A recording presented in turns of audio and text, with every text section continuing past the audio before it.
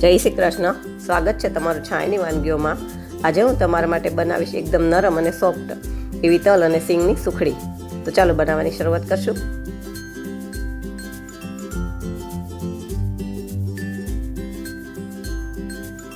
તેને માટે મેં 1 બાઉલ તલ લીધા છે, 1 બાઉલ સિંગદાણાને શેકી અને એના ફોતરા કાઢીને લીધા છે અને 2 બાઉલ ગોળ લીધો છે.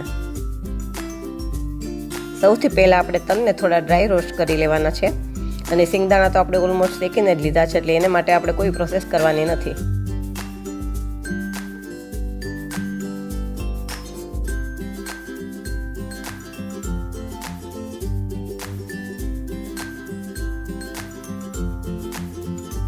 હવે આપણા તલ શેકાઈ ગયા છે, તો એને ગેસ બંધ કરીને થોડી વાર હલાવતા રહીશું અને પછી થોડા ઠંડા થવા દેશું. હવે આપણે એક મિક્સર જારમાં શેકેલા સિંગદાણાને લઈ અને અધકચરા વાટી લેશું અને એવી જ રીતે તલને પણ અધકચરા વાટી લેશું. હવે આમાં મેં સિંગદાણા અધકચરા કરી અને કાઢી લીધા છે અને તલને પણ સાથે જ નાખી દેવાના છે.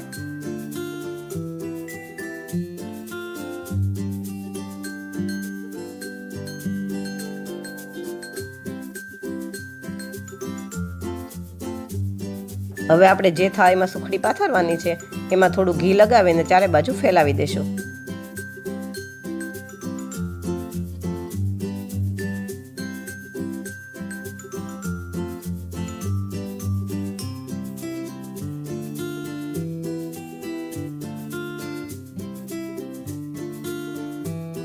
હવે આપણે એક પેનમાં 1 નાના ચમચા જેટલું ઘી નાખશું અને જે 2 બાઉલમાં ગોળ રાખ્યો છે એ બંને નાખી દેશું.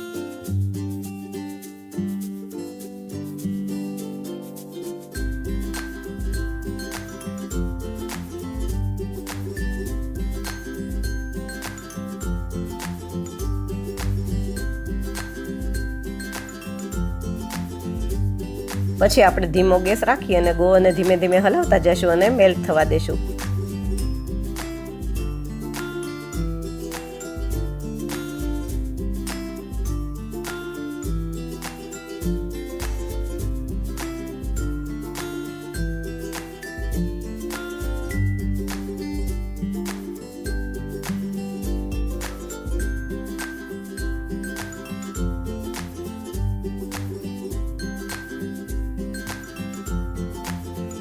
હવે તમે જોઈ શકો છો આપણો ગોળ ઓગળવા માંડ્યો છે, પણ આપણે એમાં ગોળ ઓગળ્યા પછી 2 મિનિટ જેવું જ રહેવા દેવાનું છે. આમાં આપણે વધારે વાર નથી રહેવા દેવાનું, કેમ કે આપણે આમાં કોઈ ચાસણી લેવાની નથી. જો વધારે વાર રહેવા દેશું આપણે તો આપણી સુખડી એકદમ સોફ્ટ નહીં બને, કડક થઈ જશે. એટલા માટે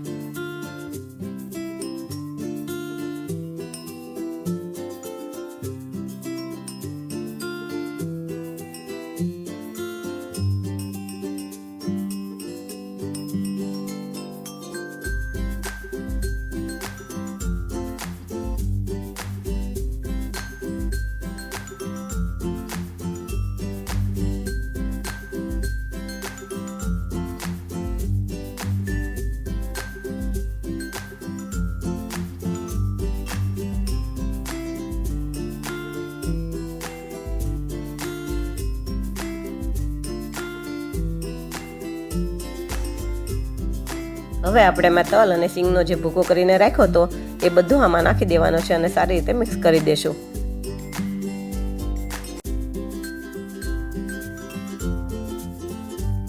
જો તમને મારી વાનગીઓ પસંદ આવે તો મારા વિડીયોને લાઈક કરજો, શેર કરજો અને મારી ચેનલને સબસ્ક્રાઈબ કરજો.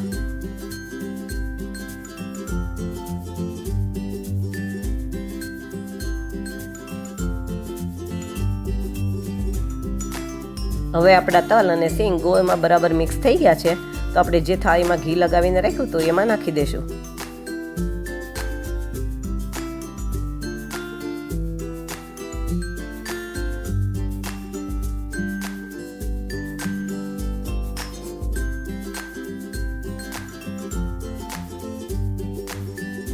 હવે આને ચમચાની મદદથી અથવા વાટકાને તળિયે ઘી લગાવી અને એનેથી પ્રેસ કરતા જઈશું અને સુખડીની જેમ પાથરી દઈશું.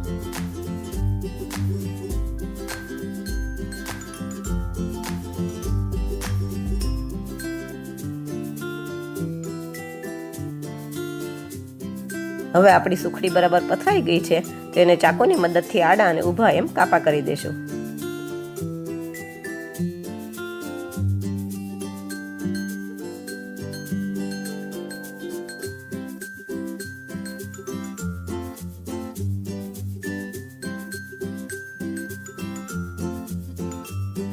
તો તૈયાર છે આપણી નરમ અને સોફ્ટ એવી તલ અને સિંગની સુખડી. ફરી મળીએ એક નવી વાનગી સાથે. Thank you.